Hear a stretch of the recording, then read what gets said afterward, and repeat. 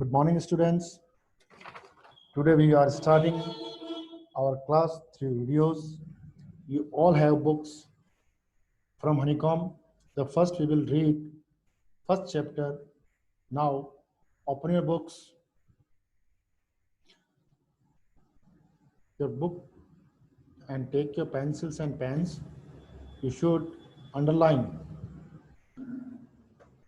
You should underline the hard words which we give you, and in front of you we have a PDF file of our chapter.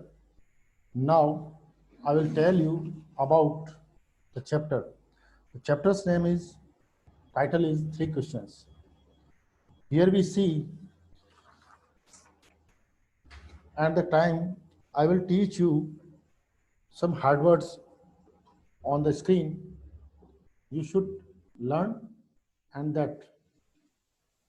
Now let's start the chapter. Chapter's name is Three Questions. A king has three questions and he's seeking answers to them. What are the questions? Does the king get he wants? Now let's start the chapter. Three questions. The thought came to a certain king. The thought came to the certain king that he would never fail if he knew three things. According to the lesson, we can see here that एक राजा जो कि तीन प्रश्नों के बारे में जानना चाहता था, उसने कहा, उसके मन में विचार आया, that means thought. Here I am selling thought. A thought came to the certain king that he would never fail if he knew the things. Thought means होता है idea नहीं विचार. Came to the king, certain king, that he would never fail if he knew three things. These three things were, what is the right time to begin something? किसी भी कार्य को प्रारंभ करने के लिए सही समय कौन सा होता है? ये पहला क्वेश्चन था उसका. And second question is, which people should he listen to? यानी उसे किस प्रकार के लोगों की बातें सुननी चाहिए? Because he was a king. And the last third question is, what is the most important thing for him to do? उसके लिए सबसे महत्वपूर्ण कार्य करने के लिए कौन सा है? इन तीन बातों को अगर वो जान जाएगा तो वो अपने जीवन में असफल नहीं होगा. इस कारण से that means the king therefore that means so. He is इसलिए.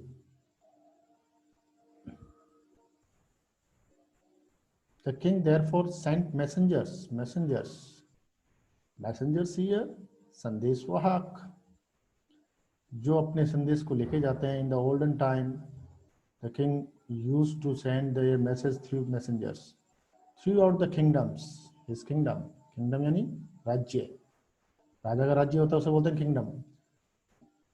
Promising a large sum of money to anyone. Promise का मतलब वादा करते हुए. A large sum of money to anyone who would answer these three questions. यानी कि राजा ने अपने पूरे राज्य में इसलिए राजा ने अपने पूरे राज्य में संदेशवाहकों को भेजा और ये वादा करते हुए भेजा कि जो कोई भी उसके प्रश्नों का उत्तर देगा वो उसे उचित इनाम देगा. तो to listen to these things यानी इन बातों को सुनकर many wise men came to the king.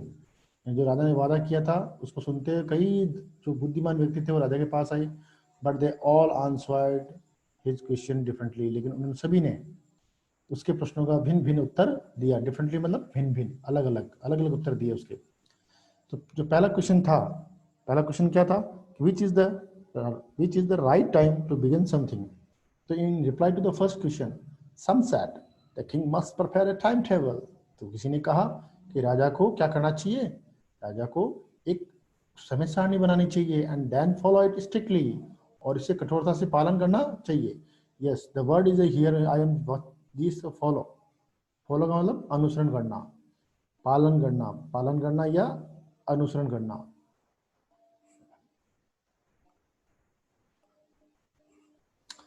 पालन करना एंड स्ट्रिक्टली यानी कठोरता से। Only in this way they said could he do everything at his proper time, तो केवल इसी के द्वारा वो सही समय पर अपने सभी कार्य कर सकता है। Other said that it was impossible to decide in advance the right time for doing something, तो कुछ एक ने कहा कि किसी भी कार्य को करने के लिए पहले से ही समय का चुनाव करना या निश्चय करना असंभव था।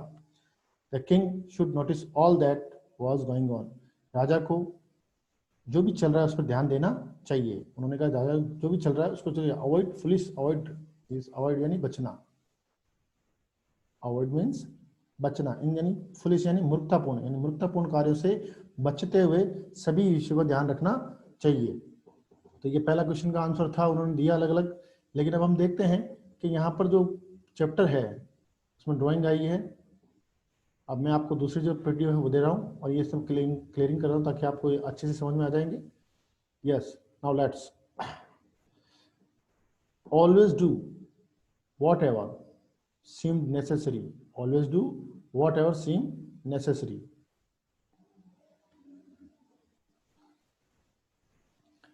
whatever जब कभी भी, necessary जब आवश्यकता हो, at that time, yet others said यानी फिर भी दूसरों ने कहा, जो दूसरे व्यक्ति थे विद्यमान व्यक्ति, उन्होंने कहा the king needed a council of wise men, राजा को बुद्धिमान व्यक्तियों की, काउंसिल का मतलब होता है मंत्री परिषद की आवश्यकता होती है। हियर हम we can see here the council, council का मतलब होता है group of people chosen to give advice, group of people chosen to give advice to make rules. Here this was because one man would find it impossible to decide correctly without help from others। This was because one man would find impossible, कि ये इसलिए है कि कोई भी आदमी दूसरों की सहायता के बगैर निर्णय लेना असंभव होता है। The right time for every action यानी प्रत्येक कार्य के लिए सही समय पर करने के लिए दूसरों के लिए आवश्यकता से अलग अलग होता है।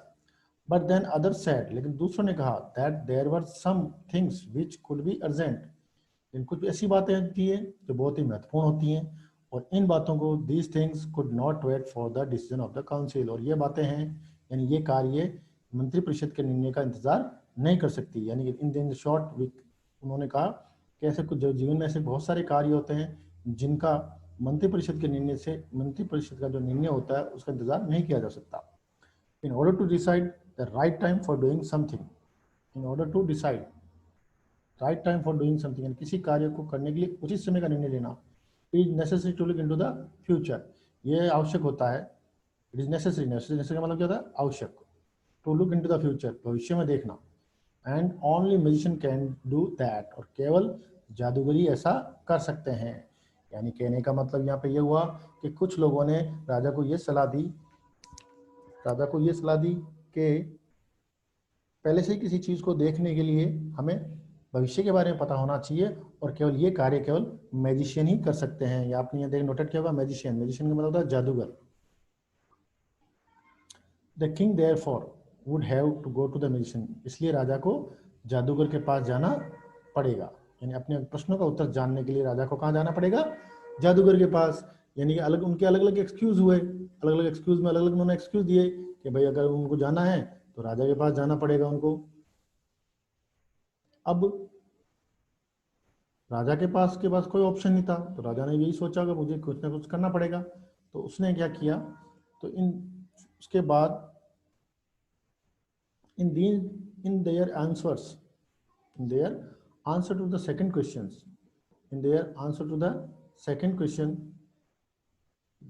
king decided to go to the magicians, but he can't go। तो इस कंडीशन में क्या हुआ, in their answers to the second question some said, यानी दूसरा जो क्वेश्चन था, दूसरा क्वेश्चन क्या बताया था मैंने आपको, which people should he listen to, यानी उसको किस प्रकार के लोगों की बातें सुननी चाहिए। which people should he listen to, ये दूसरा क्वेश्चन था। तो some said that people most necessary to the king were the counselor, जो राजा के लिए जो सबसे आवश्यक लोग हैं वो उसके हैं मंत्री। उसे मंत्र से मंत्रणा करनी चाहिए। दूसरों ने कहा द प्रीस्ट्स, प्रीस्ट यानी पुजारी। What do mean by the priests? Priest यानी पुजारी, यानी उसके लिए कुछ क्या है, पुजारी हैं, उनके लिए भी होना चाहिए। A few others choose a doctor, और कुछ few का मतलब few क्या देता है, नेगेटिव मीनिंग देता है। और दूसरों ने कहा कि डॉक्टर्स जो होते हैं, चिकित्सक, वो इसके लिए इंपॉर्टेंट है। एंड येट अदर सेड, और दूसरे ने कहा that is soldiers were the most necessary, कि सैनिक हैं वो सबसे अधिक है, यानी कि उसको अपने सैनिकों से सब ज्यादा बातें करनी चाहिए, मंत्रणा करनी चाहिए, किसी भी कार्य करने से उनकी राय लेनी चाहिए। And to the third question, and what was the third question, what is the most important thing for him to do, यानी उसके लिए सबसे जरूरी कार्य कौन सा है उसको करने के लिए। तो उसके जवाब में आया कि सम सेड साइंस, कुछ ने कहा विज्ञान, सम चूज फाइटिंग, किसने कहा लड़ाई, लड़ाइयाँ मतलब यहाँ पे युद्ध, राजा का कार्य होता है वॉर करना, war. And other said religious worship, और दूसरों ने कहा धार्मिक पूजाएं। रिलीजियस का मतलब क्या होता है, धार्मिक। यहाँ पर मैंने बताया आपको religious, RELIGIOUS, religious, religious worship, worship यानी पूजा।